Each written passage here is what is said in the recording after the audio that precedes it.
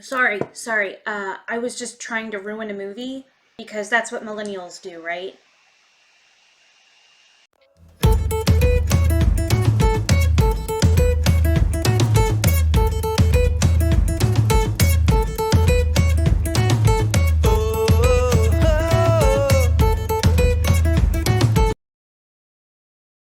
Hey guys, I know it's been a while and I am so sorry about that.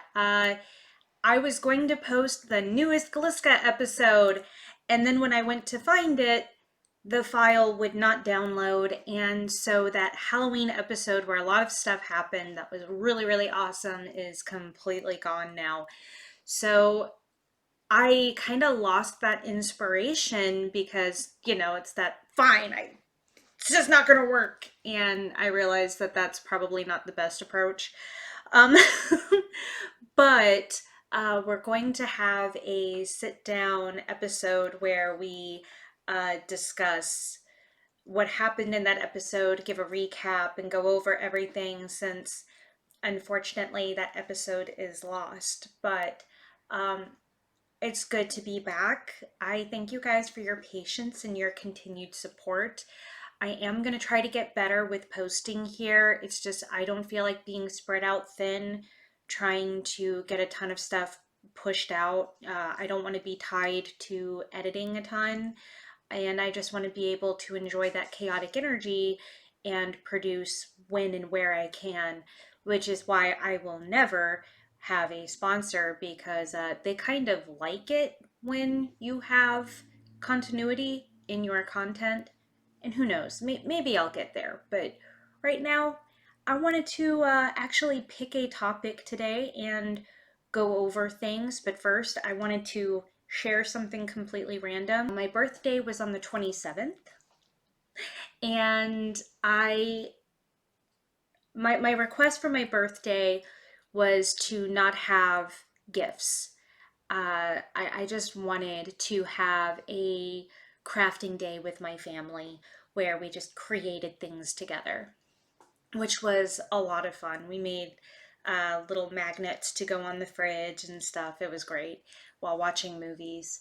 And yet I still ended up with a birthday gift because my family is very thoughtful. And I had something on my Amazon wish list that had been sitting there for over a year, and it had started off kind of jokey, but it turned very serious. And that is, I wanted a musical instrument for my tiefling bard character. So I got a kalimba. My family got me a kalimba for my birthday, and I'm actually taking time to learn how to play it, how to properly take care of it, and everything. So that way, my bard can actually like play something. Um, and I'm gonna make a carrying case and everything. It came with a carrying case, but I'm gonna make like a leather satchel to look D&D-ish and go with the whole character concept. So that's fun. Moving on. The topic for today that I wanted to go over was actually books.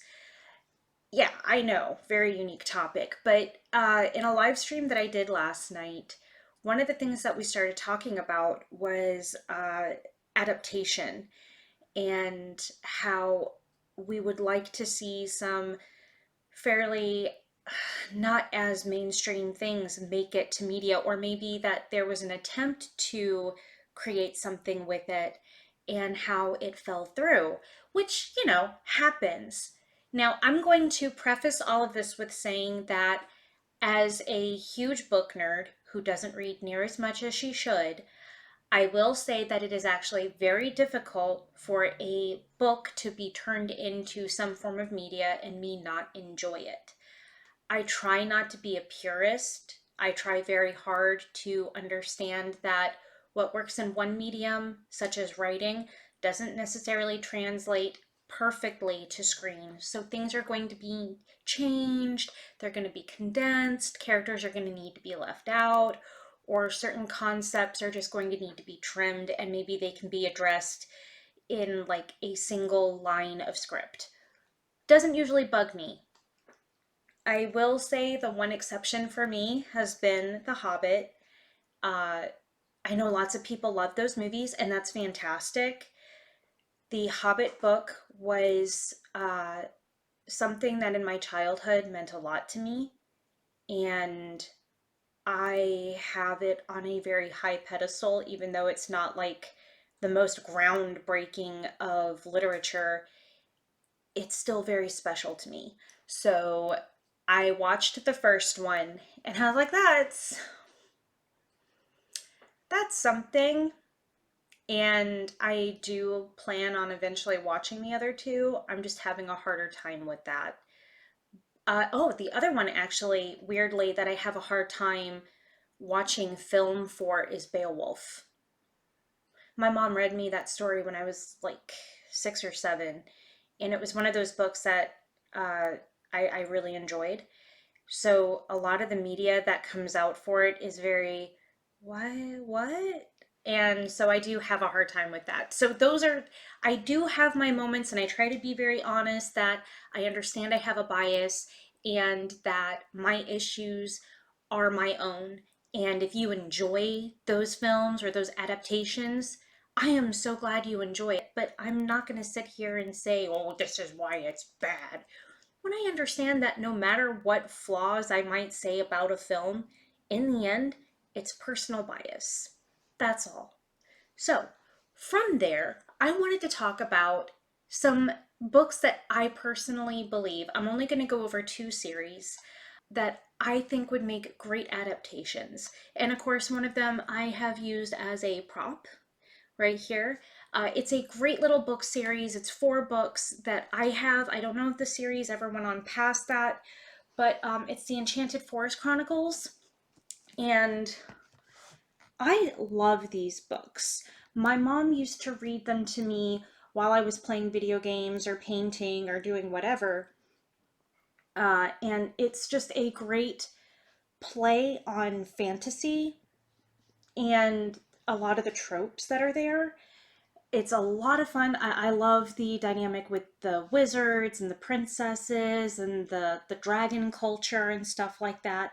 And I personally feel that this would make a great series on like Amazon or Netflix. And it's also something that a lot of people aren't really aware of when I mention this series. So I think that it would be a great introduction to a new generation, and fantasy does better as shows in a series where it has a chance to breathe and really build up that story instead of trying to cram it into film. I think that this is a perfect candidate for being turned into a show. There's a lot going on in there. Each book could be its own season. And if you get a chance, I highly recommend reading them. It's, young teen writing, so if you don't mind that, it's very simplistic, but it's got a lot of heart. It's a lot of fun. And as a girl who loved princesses growing up, but always kind of kicked against the norm of how people wanted me to behave, these books were perfect because it has that princess main character who refuses to conform, and it's just great. So if you can, look it up, read it, and someone talk to studios about maybe adapting it, or if it's because the author doesn't want to. Patricia, if you could, please talk to someone. Your book series is fantastic. All right, so the next one we're going to talk about is a little more well known. Hi, Rosie. Hey, baby, you want to come say hi? You want to come say hi? Say hi. She's gotten so big. She's gotten so big, haven't you? Yes, you have. Oh, I love you. All right, may I record? May I record your feet? Oh, your feet make a lot of noise. It's just water, baby. All right, go lay down. Go lay down. Oh, you want to lay down on me? Okay. Okay. So the next series we're going to talk about has a little bit more of a following to it. Disney tried making an adaptation of it. I think it was back in the 80s.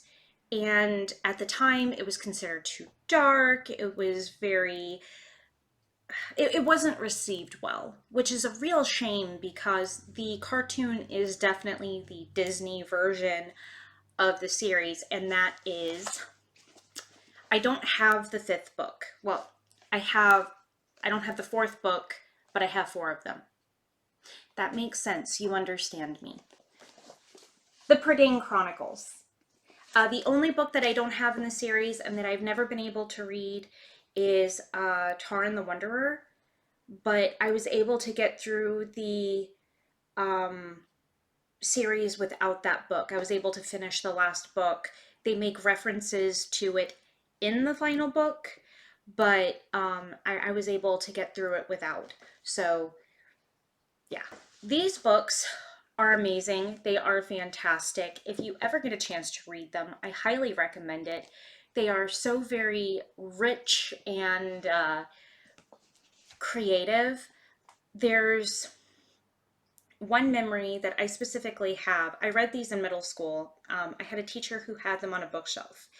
And I remember, I think it was the second book. Yeah, it was the second book. I started bawling my eyes out in the middle of class. And of course, everyone stares at me, and I didn't care. It was this moment in the book that, even though it's very brief, it was the way that Lloyd Alexander wrote it out that it hit me like a ton of bricks. And I was sad in a good way, if that makes sense. Like when I cried, it was very like, this is how you want to feel when you read something sad. It hit just right. So the books are really well written. It has drama, it has high fantasy, it has jokes, it's quirky. Again, it has a spunky princess in it who breaks the norms. It has your hero going on the hero's journey and in a very creative way. Again, the writing might not be for everyone, and if you were someone who was raised on the cartoon, these books have so many more characters in them that you will find a character you enjoy. Like the main bad guy is like three different characters rolled into one. So, from the cartoon. In the books, you have these three villainous type characters that are just very interesting to read. So, again, if you get a chance, I highly recommend reading these books, the Prydain Chronicles. It's a lot of fun. Um, your heart will be broken, but you will also be cheering for the characters. And it was books like these that affected how I play D&D. The Hobbit, of course, was another one. But those high fantasy novels that, your heroes go through so much to get to that end goal, it made me want to run D&D games in a way to where you feel like you're a character in one of these books. You're the main character, and your actions matter so much. You matter so much within these books, and I want to shape the world around like how your character behaves and stuff. So a lot of these are influences for me on many different levels. With the Prydain Chronicles, I really feel like these would make a great series. Each book in and of itself can be its own season. And what I like when you take and do that, where each book is its own season, you give it time to move the way it needs to. And honestly, a lot of these books do not need extra stuff added. Of course, for media, they're going to do that because I guess they feel that they have to. But in a TV show setting, I really feel that these books could thrive and it would bring in that high fantasy audience. And with the fact that you've had this surge of fantasy because of global issues where everyone suddenly became aware of D&D, people got bored and started reading more, doing whatever, I feel that there's an audience again for fantasy now that we're starting to see more of those shows coming out on Amazon. So I think something like Netflix could definitely pull it off. A series of Unfortunate Events was a great adaptation of the books, and they did a really good job giving each section a chance to reach that conclusion and to breathe and to grow and then move into the next. I know some people said it was a little bit rushed. I honestly never read all of the books, so I don't have a lot of say in that. But as a show, and someone who vaguely understands the story, I was incredibly entertained. And even though I wish it could continue, I understand that it reached the end of that line of stories and it was incredibly satisfying. And I still enjoy going back and watching more of it. And I feel that these could do the same thing. These books, very short seasons instead of trying to, oh, well, we're out of story. Let's make things up. The supernatural problem. Let it be like series of unfortunate events where we know where this is going to end. And when it's done, it's done. Those limited series runs.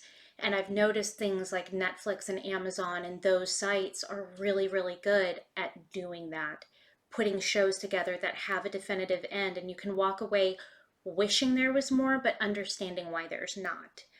So if you guys have other books that you think would make a great series, please put it down in the comments below. I'd love to hear from you.